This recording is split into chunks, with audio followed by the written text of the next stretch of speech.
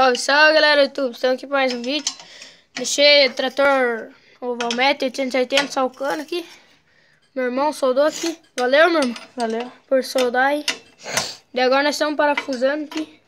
Daqui a pouco eu ligo para mostrar o barulho. Mas ficou salcando. Ó. Vocês podem ver, eu vou alumiar aqui que eu tô com flash.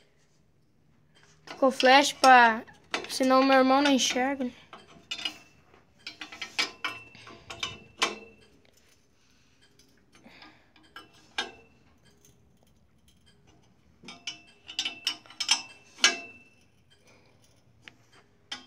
Que daí o pai enroscou num comedor ali, não sei o que. E daí quebrou o escape original. Daí nós tiremos essa parte aqui. Que eu ronco lá. Vamos montar as lateral primeiro, né? É, vamos pôr as lateral. Eu vou pôr lá do outro lado. Deixa que eu posso, né? Senão você Uhum. Aqui é a lateral dele. Tá meio arriscado, que uma vez que eu ia na estrada e o pai parou em cima. Ele deu uma arriscada, né? consegue, né? Motorzão do bicho, não. Daí aqui, ó. Pior que ficou a fresta mesmo ali. Vai ter que filha. Vai ter que pôr mais Ó, a sola que o meu irmão fez. uma birugueira, mas vai. Ah, velho, birugueira. Cuidado do fio aqui, ó.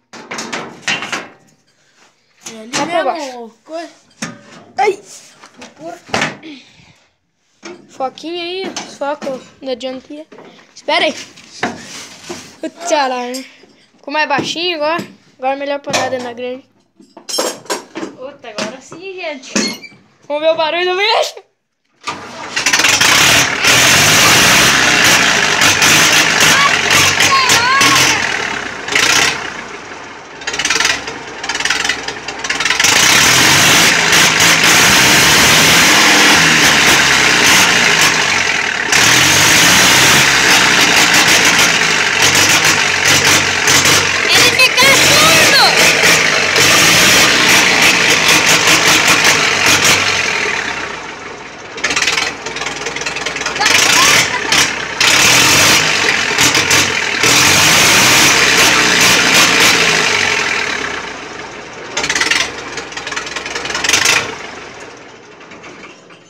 Tá gravando um vídeo mesmo aí e quero que vocês que são do meu canal e que são inscritos, se inscrevam no canal lá do meu parceiro.